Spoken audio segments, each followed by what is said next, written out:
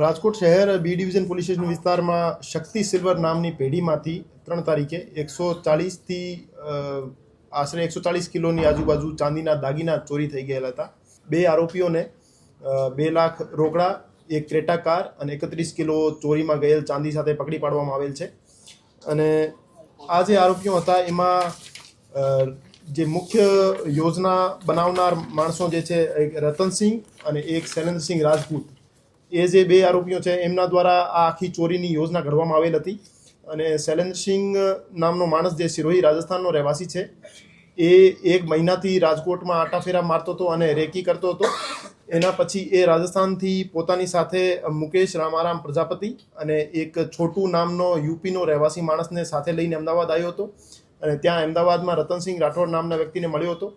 અને એ ચારેય અમદાવાદમાંથી ભેગા થઈ બોટાદના જરિયા ગામના રહેવાસી રાજુ ભોજક નામના આરોપીની ઘરે રાત્રિ રોકાણ માટે આવ્યા હતા।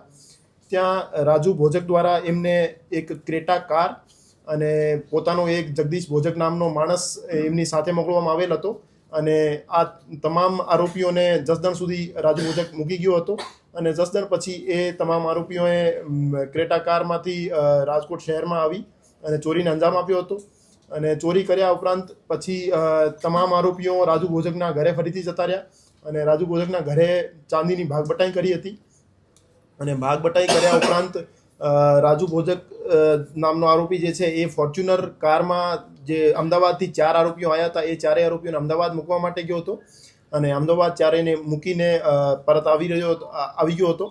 તો રાજકોટ શહેર પોલીસની ટીમોને આજે સૂચના મળી કે આજીડેમ ચોકડીની આજુબાજુ સરદાર તરફથી એ જે રતનસિંહ રાઠોડ અને રાજુ ભોજક નામના વ્યક્તિ જે છે બંને એને ખબર પડી ગઈ હતી કે પોલીસ એમને ગોતે છે, તો એ કેટા અને મુદ્દામાલને સગે વગે કરવા માટે રાજકોટ શહેર તરફ આવી રહ્યા હતા।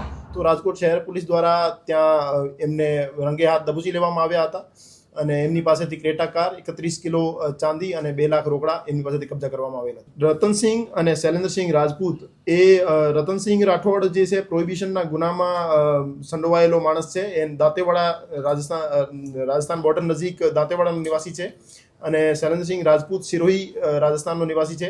એ બંને એકબીજાને કોન્ટેક્ટમાં હતા અને ત્યાંથી પ્લાન કરીને પછી એ અમદાવાદ આવ્યા હતા અને અમદાવાદ ટેલિફોનિક સંપર્ક કરી રાજુ ભોજકના કોન્ટેક્ટમાં આવ્યા હતા। અને રાજુ ભોજક પણ ગુનાહિત ઇતિહાસ ધરાવે છે અને પ્રોહિબિશનના ગુના એના વિરુદ્ધ દાખલ થયેલ છે અને એ જે રતનસિંહ રાઠોડ છે એ રાજુ ભોજકને પ્રોહિબિશનનો માલ પહોંચાડે છે, એના કારણે એ અગાઉથી કોન્ટેક્ટમાં। શૈલેન્દ્રસિંહ રાજપૂત નામનો જે માણસ છે એને રાજકોટ શહેરની આ જગ્યા ઉપર ચાંદી રાખવામાં આવે છે એ બાબતે ઇન્ફોર્મેશન મળી હતી અને એના પછી એ છેલ્લા ઘણા સમયથી ત્યાં રેકી પણ કરી હતી અને ત્યાં આટાફેરા મારતો હતો। પછી આ ચોરીને કેવી રીતે એક્ઝિક્યુટ કરવું એ રતનસિંહ રાઠોડ અને શૈલેન્દ્રસિંહ રાજપૂત દ્વારા પ્લાન કરવામાં આવેલ હતો અને પછી પોતાની સાથે પોતાના શાગીર્દોને લઈ રાજુ ભોજકની મદદ લઈ આ ચોરીને અંજામ આપ્યો। ચોરી કરવા માટે 4 માણસો સ્થળ ઉપર આવ્યા હતા, 5 માણસો સ્થળ ઉપર આવ્યા હતા અને આ 5 માણસોનો જે બેકઅપ પ્રોવાઈડ કરવાયો હતો એમને ગાડીનો અને ઠેકાણો અને રાત્રે રોકાણની જગ્યા એ રાજુ ભોજક નામના માણસ દ્વારા કરવામાં આવ્યો હતો।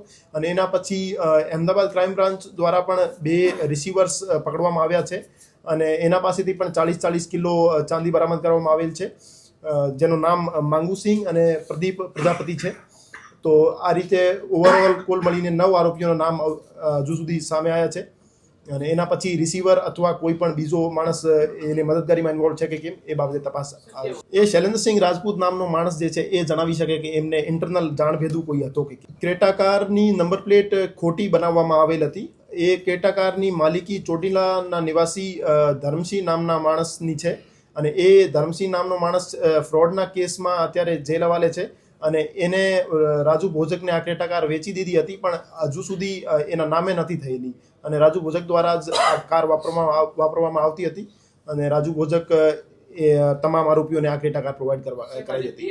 અમદાવાદ ક્રાઇમ બ્રાન્ચ દ્વારા પ્રદીપ પ્રજાપતિ અને માંગુસિંહ નામના 2 માણસોને 40 કિલો ચાંદી સાથે પકડીને બી ડિવિઝન પોલીસ સ્ટેશનને સોંપી દેવામાં આવેલ છે।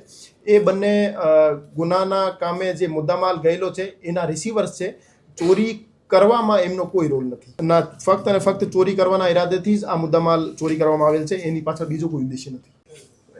આજે ચોરીને ચોરીની ઘટનાને ડિટેક્ટ કરવા માટે જે રાજકોટ શહેર ટીમની રાજકોટ શહેર ક્રાઇમ બ્રાન્ચની ટીમો હતી એને બોટાદ પોલીસ સાથે સંકલન કર્યો હતો, સ્ટેટ નેત્રમ સાથે સંકલન કર્યો હતો અને ઇન્દોર અને રાજસ્થાન સુધી પણ તપાસ માટે ગઈ હતી અને આખી મહેનત કરી પછી છેલ્લે 2 આરોપીઓને મૂળ મુદ્દામાલ સાથે અને ક્રેટા કાર સાથે કબજે કરવામાં નહીં. એ બાબતે મુખ્ય આરોપી જે જ્યારે ચોરી ને અંજામ આપ્યો ત્યાર પછી એમનો મોબાઈલ સ્વિચ ઓફ છે અને એ ચોરીને અંજામ આપ્યા પછી ફરાર જ છે.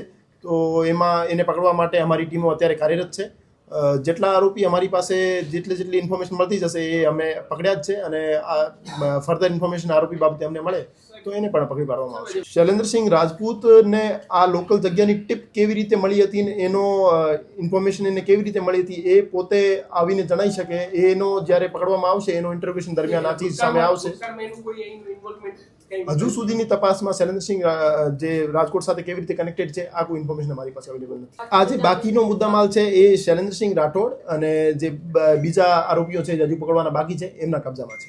80 કિલો જેવો મુદ્દામાલ જે છે એ અમદાવાદ ક્રાઇમ બ્રાન્ચ દ્વારા કબજે કરવામાં આવેલ છે અને 31 કિલો જેવો મુદ્દામાલ જે છે રાજકોટ ક્રાઇમ બ્રાન્ચ દ્વારા કબજે કરવામાં આવેલ છે. આમ કુલ 110 kg જેવો મુદ્દામાલ કબજે કરવામાં આવેલ છે.